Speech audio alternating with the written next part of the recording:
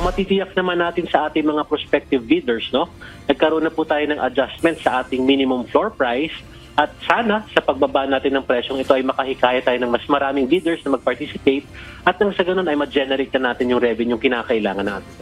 Walang bidder na nagka-interes sa 4 na luxury cars ng mag-asawang Curly at Sara Diskaya sa isinagawang auction noong November 17. Kaya idineklara ng Bureau of Customs ang failed bidding.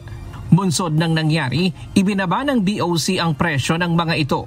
Ang Toyota Tundra na nagkakahalaga dati ng 4.9 million pesos, ngayon ay nasa 3.4 million pesos na lamang.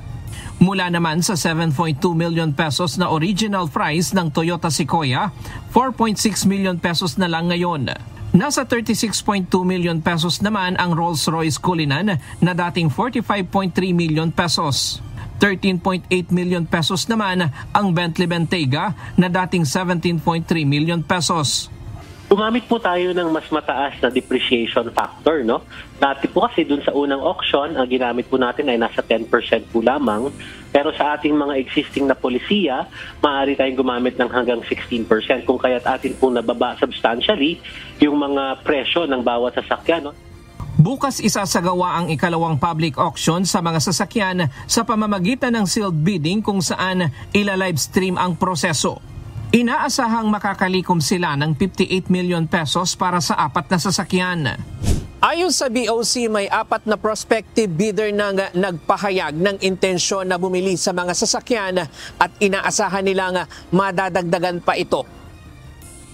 Mas marami po ang nagpunta ng public viewing ngayon.